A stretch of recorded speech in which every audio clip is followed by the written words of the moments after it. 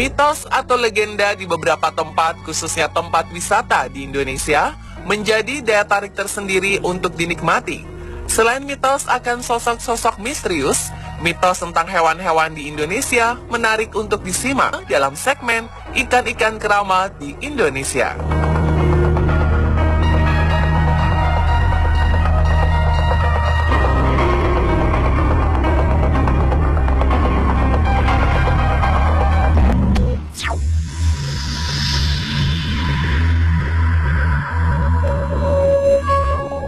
Di Cirebon, ada tempat wisata pemandian air dingin Cibulan. Pemandian ini menjadi salah satu objek wisata tertua di daerah Kuningan. Kedua kolam di sini dihuni oleh puluhan ikan kancera bodas atau masyarakat setempat sering menyebutnya sebagai ikan dewa. Uniknya pada saat air kolam dikuras, ikan-ikan yang tadinya berada di dalam kolam seakan-akan hilang entah kemana. Dan ketika kolam kembali diisi airnya, ikan-ikan dewa tadi akan muncul kembali dengan jumlah yang sama seperti sebelum kolam dikuras airnya. Konon, ketika air kolam dikuras, ikan-ikan berpindah ke kolam Cigugur, kecamatan Cigugur. Mitosnya, ikan-ikan dewa di dalam kolam pemandian air dingin Cibulan ini adalah prajurit-prajurit yang membangkang pada masa pemerintahan Prabu Siliwangi, sehingga Prabu Siliwangi mengutuk mereka menjadi ikan. Sejak dulu, ikan-ikan dewa ini tidak pernah bertambah ataupun berkurang jumlahnya. Hingga saat ini, tidak ada yang berani mengambil ikan di sana karena dipercaya akan mendapat kemalangan. Sungai dengan banyak hilir mudik ikan di aliran airnya tentu menggoda minat seseorang untuk mengambilnya. Namun hal itu tidak berlaku di Gua Ngerong, Kecamatan Rengel, Kabupaten Tuban, Jawa Timur. Walau di sungainya terdapat ribuan ekor ikan berbagai jenis dan ukuran, tak ada seorang pun yang berani mengusik keberadaan ikan-ikan itu karena dikeramatkan. Konon, bila ada yang berani melanggar pantangan itu, diyakini orang tersebut akan segera mendapat musibah.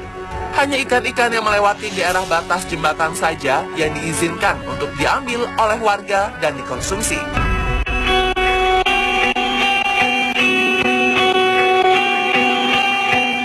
Satu lagi kawasan wisata ikan dewa di Kecamatan Cigugur, Kabupaten Kuningan. Lokasinya tak jauh dari kaki Gunung Ciremai. Daya tarik utama tempat ini adalah kolam besar berisi ikan berwarna putih terang yang disebut ikan dewa. Kolam besar berair bening ini juga menjadi habitat ribuan ikan hitam keemasan besar dan kecil yang disebut ikan mangut. Di sekeliling tepian kolam disediakan dingklik-dingklik kecil bagi pengunjung yang ingin melakukan terapi ikan. Oleh penduduk Cigugur, ikan-ikan di kolam ini dipercaya sebagai makhluk keramat. Menurut legenda, ikan-ikan ini sudah ada di kolam sejak ribuan tahun lalu. Menurut kepercayaan warga setempat, jumlahnya tidak pernah berkurang ataupun bertambah. Dahulu, kolam itu dipercaya terbentuk lewat sebuah peristiwa yang sulit diterima nalar.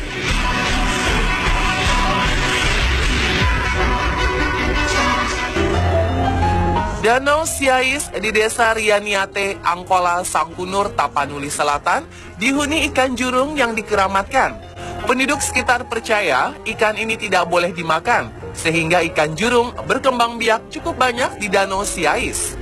Penduduk mempercayai jika memakan ikan jurung dari danau tersebut, kelak akan langsung berumur pendek atau bisa terkena musibah.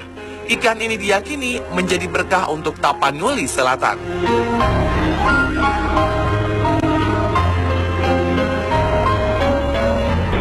Telaga Ranjeng di Desa Pandansari, Kecamatan Paguyangan, dibangun pada 1924 sebagai bagian dari kawasan cagar alam milik Perhutani Pekalongan Timur.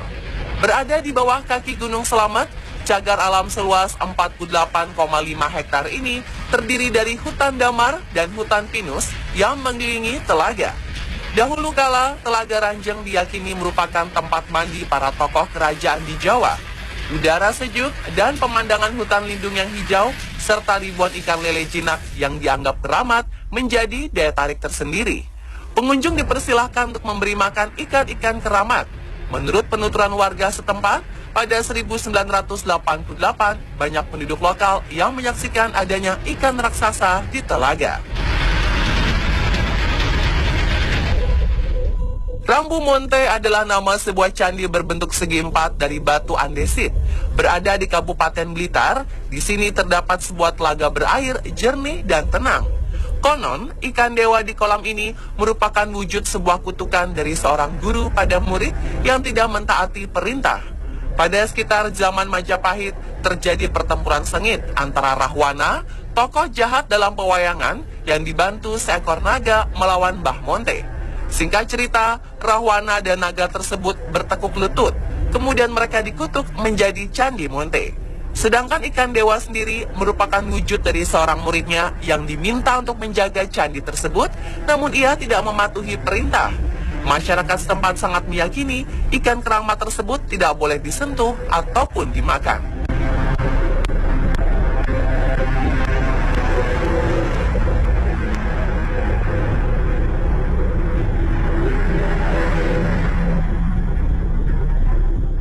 Berikutnya kita ke Balong Keramat Dharma Loka di Desa Dharma, Kecamatan Dharma, Kabupaten Kuningan, Jawa Barat.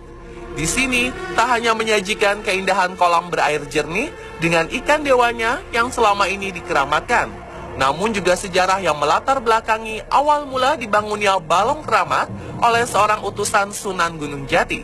Konon, kolam ini dibangun hanya dalam kurun waktu 1 malam saja bersamaan dengan dibangunnya beberapa kolam lain di Kabupaten Kuningan, yaitu Balong Cibulan, Cigugur, dan Pasawahan.